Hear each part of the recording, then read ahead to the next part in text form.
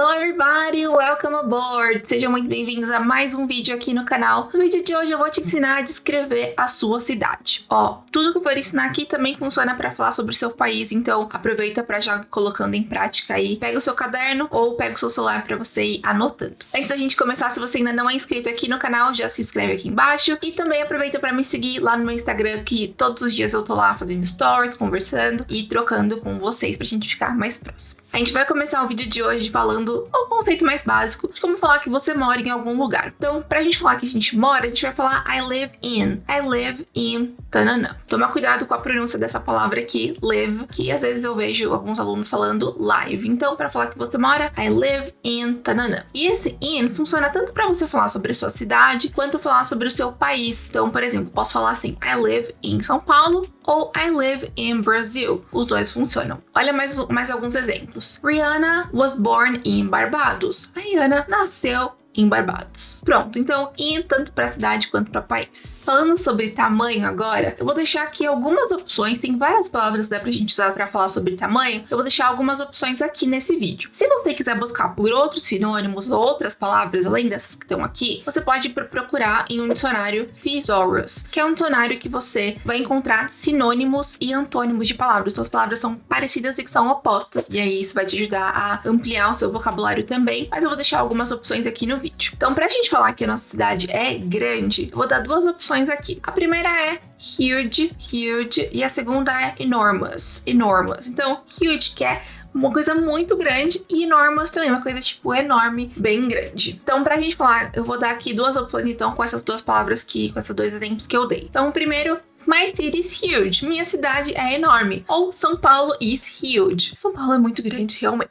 Olha esse outro exemplo. You can easily get lost because of its enormous size. Então, você pode facilmente se perder por causa do tamanho enorme. Então, essa é uma outra boa opção para você falar que o lugar é muito grande. É claro que a gente pode usar também a palavra big. So, my city is big. Funciona, mas aqui eu tô dando outras opções além de big. Você pode usar essas duas palavras. E agora, para falar que a cidade é pequena, você pode usar tanto a palavra small, que provavelmente você já conhece, quanto a palavra tiny. Então, eu posso falar, por exemplo, his city is tiny. A cidade dele é bem pequenininha. Então, tiny é quando você quer falar que a coisa é bem pequena. Eu posso também falar, she used to live in a small city. Ela costumava viver, ou ela vivia, em uma cidade pequena. Uma coisa importante sobre o small city é que a gente usa ele geralmente para falar sobre cidades que são pequenas. Então, por exemplo, eu vou pegar uma cidade aqui de São Paulo, Sorocaba. Sorocaba is a small city. Quando a gente vai falar sobre cidades que são do interior, muitas vezes eu já ouvi alunos falando que moram in the countryside. Oh, I live in the countryside. Toma cuidado, porque countryside é uma cidade que é no campo, que tem uma estrutura de campo com agricultura. Eu vou até colocar uma imagem aqui de uma cidade que a gente considera um countryside. Se você mora em uma cidade que é no interior, por exemplo, Campinas, tô dando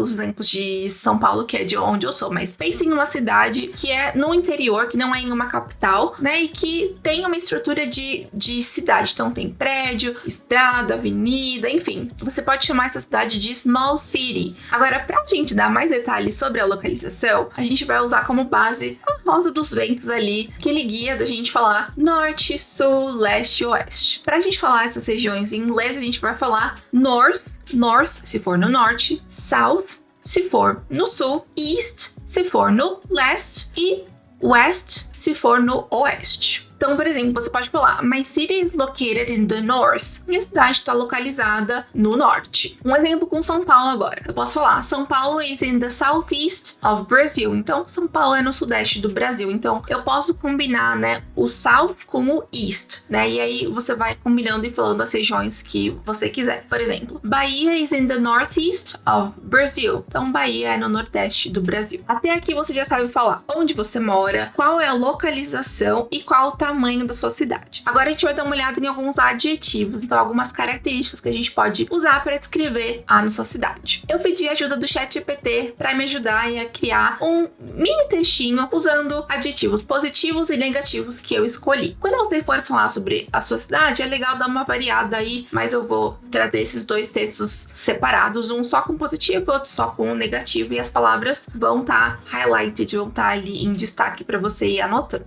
Bora acompanhar comigo então um texto, eu vou olhar aqui pro lado para ler, e aí você vai acompanhando aí também. Our city is a safe and friendly place where you can relax. It's not too busy, so you'll find it calm and enjoyable. There's a lot to do that's fun and affordable. Getting around is simple because it's accessible and well planned. People here are nice and welcoming. Então, começando lá com a primeira frase, a gente tem Our city is a safe and friendly place. Então, nossa cidade é um lugar seguro. Então, a gente tem primeiro aqui seguro, safe and friendly, amigável, onde você pode relaxar. Continuando, it's not too busy, não é muito agitado, ocupado. So you'll find it calm. Então você vai achar a cidade calma. Calm is another one. Então a gente já tem safe, friendly, calm and enjoyable. Enjoyable is a place, é um lugar agradável. There's a lot to do, tem muita coisa para fazer. That's fun and affordable, que é fun, divertido, e affordable é uma coisa acessível em termos de dinheiro, uma coisa que você consegue pagar, não é uma coisa, um lugar caro. Getting around is simple. Então, se locomover pela cidade, deslocar-se pela cidade é simples. Because it's accessible and well planned, porque é acessível, e agora é o acessível